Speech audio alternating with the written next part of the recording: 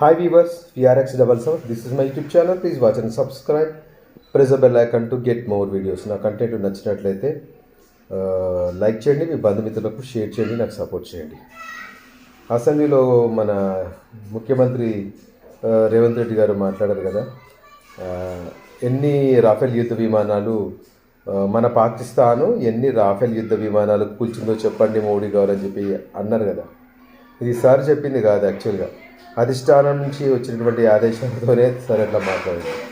ఇప్పటికే మూలిగే నక్కపైన తాడిపండు చందంగా ఉన్నటువంటి తెలంగాణ పరిస్థితి ఇట్లాంటి స్టేట్మెంట్లు ఇస్తే ఇంకా బాగుంటుందని చెప్పండి. రియల్ ఎస్టేట్ కుప్పగూలింది, మొత్తం అప్పుల ఊబిలో కూడా కూరుకుపోయింది. గత ప్రభుత్వాలు చేసినటువంటి అప్పులకే వడ్డీలు కడుతున్నారు. మరి ప్రజలకు ఉచిత పథకాలు ఇచ్చి రెవెన్యూ లేకుండా అయిపోయింది.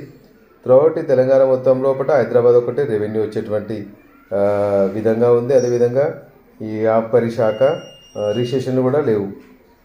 సార్ ఇట్లాంటి టైంలో కూడా ఇట్లాంటి స్టేట్మెంట్ ఇస్తే సెంట్రల్ గవర్నమెంట్కి మండదా, మనకు వచ్చేటువంటి ఫండ్స్ కూడా రావు కదా.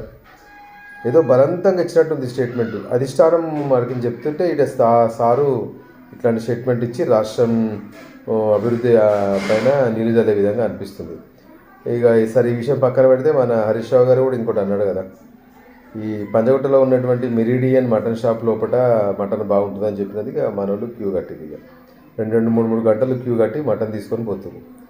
అరే వద్దురా నాయన, తినకండ్రా నాయన, హలాల్ మటన్ మీరేం తింటారని చెప్పి చెప్తే కూడా మీరే మనం 2 గంటలు 3 గంటలు ఒక్కొక్కడు బిహెచ్ఎల్ నుంచి ఎల్బీ నగర్ నుంచి వచ్చి తీసుకుపోతున్నట్ట మెరిడియన్ మటన్ సెంటర్లో.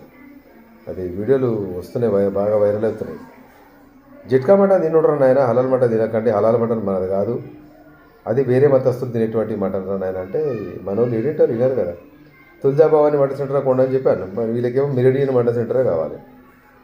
ఇప్పుడు ఇతర మతస్థుని మన హలాల్ మటన్ కాకుండా జట్కా మటన్ తినరు కదా. మనమే ఇట్లాంటి దౌర్భాగ్యాన్ని మారాలి. ఇప్పుడు మారుతారో ఏమో. క్యూ కట్టి 2 గంటలు లైన్లు పడి ఒకటి బీహెచ్ఎల్ నుంచి వస్తాను, నేను 2 కిలోలు తింటా, ఇసుకపోతే ఇడికే వస్తా అని నేను చెప్పాను. ఇంకా స్టేట్మెంట్ ఇస్తున్నాను, పనులు తెచ్చుకుంటే ఇంకా ఇప్పుడు మారుతారా నాయన మీరు.